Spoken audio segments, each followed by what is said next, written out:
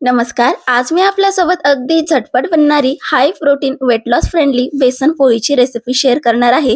महत्त्वाचं म्हणजे अगदी 10 ते 15 मिनिटांमध्ये बनून तयार होते आणि हाय प्रोटीन आहे. त्यामुळे तुम्ही जर वेट लॉस जर्नीवर असाल तर तुमच्यासाठी हे अगदी परफेक्ट पार्टनर ठरेल.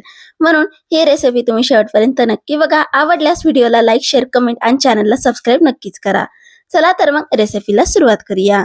तर त्यासाठी इथे एक बाउल घेतलेला आहे आणि यामध्ये आपण मोजून 1 वाटी भरून बेसन पीठ घेऊया. इथे तुम्ही विकतचं बेसन पीठ घेऊ शकता किंवा घरगुती बेसन पीठ घ्या.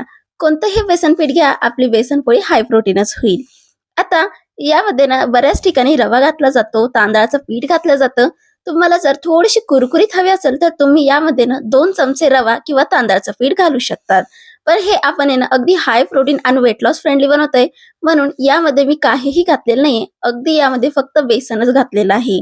आता बेसन घातल्यानंतर यामध्ये आपण अर्धा चमचा हळद, अर्धा चमचा लाल तिखट, या ठिकाणी तुम्ही चिली फ्लेक्स घालू शकतात किंवा हिरवी मिरची बारीक चिरून सुद्धा घालू शकतात.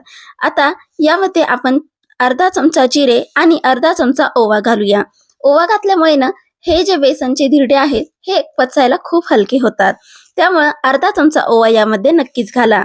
व्यवस्थित सगळं एकजीव करून घेऊया आणि यामध्ये थोडं थोडं पाणी घालून याचं काही अशा प्रकारे सेमी थिक बॅटर आपण तयार करून घेऊया. हे बॅटर आपल्याला खूप जास्त पातळ ठेवायचं नाहीये आणि खूप जास्त घट्ट सुद्धा ठेवायचं नाहीये. अगदी सेमी थिक कन्सिस्टन्सी मध्ये ही ठेवायची आहे, काही अशा प्रकारे.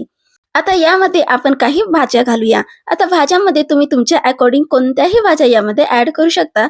मी इथे एक बारीक चिरलेला कांदा, ग्रेट केलेलं गाजर आणि मूठभर कोथिंबीर घेतलेली आहे.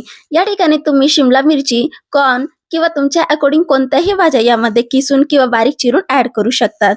जितका जास्त तुम्ही यामध्ये भाज्या घालाल ना तितकाच जास्त हा पौष्टिक बनेल. मुलांसाठी बनवत असेल तर तुम्ही यामध्ये भाज्या घालण्यामध्ये अजिबात कंजूसी करू नका. आता या भाज्या घातल्यानंतर यामध्ये आता चवीनुसार मीठ घातलेलं आहे आणि सर्व चिन्ह बेसन पिठामध्ये छान असं एकजीव करून घेतलेलं आहे. आणि इथं आपलं जे बॅटर आहे ते तयार झालेलं आहे. तर काही अशा प्रकारे हे बॅटर आपलं पाहिजे. तर बॅटर तयार आहे. लगेचच आपण पटापट याचे धिरडे बनवून घेऊया. तर त्यासाठी इथं मी एक नॉनस्टिक पॅन घेतलेला आहे.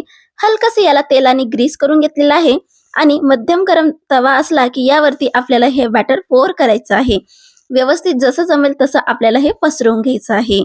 आता लक्षात घ्या, हे जर बॅटर तुम्ही जर पातळ ठेवलं असतं ना तर पीठ एकीकडे आणि भाज्या एकीकडे असं झालं असतं. म्हणून आपल्याला सेमी थिक बॅटरची कन्सिस्टन्सी ठेवायची आहे.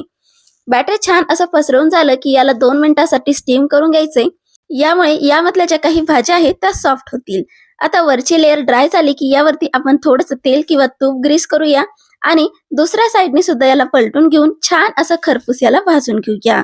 आता हा जो नाश्ता आहे ना तुम्ही कोणताही पूर्व तयारीशिवाय बनवू शकतात आणि महत्वाचं म्हणजे झटपट सुद्धा बनतो. दोन्ही साईडनी शेकायला अगदी 5 मिनिटं लागतात. मीडियम फ्लेम वरती भाजायचंय जेणेकरून आहे ना यामधल्या भाज्या कच्च्या राहणार नाही. तर बघू शकता छान असा गोल्डन ब्राऊन रंग यावरती आलेला आहे. तुम्ही जर वेट लॉस साठी हा बनवत असाल ना तर तुम्ही नॉनस्टिक तव्याचा वापर करा आणि त्याऐवजी तेल तूप अजिबात वापरू नका. अगदी वेट लॉस फ्रेंडली ही रेसिपी तयार होते. जर तुम्ही असंच खाण्यासाठी बनवत असाल किंवा लहान मुलांच्या टिफिनसाठी बनवत असाल तर तुम्ही तुपाचा वापर नक्कीच करू शकतात. तर दोन्ही साईडनी छान असा गोल्डन ब्राऊन रंग येऊपर्यंत मी हे धिरडे भाजून घेतलेले आहे आणि तयार आहे आपला झटपट बनणारा high protein weight loss friendly बेसन पोळी किंवा बेसनचे धिरडे. तुम्ही याला काय म्हणतात मला कमेंट सेक्शन मध्ये नक्कीच कळवा. पुन्हा भेटूया अशाच नवीन रेसिपीसह.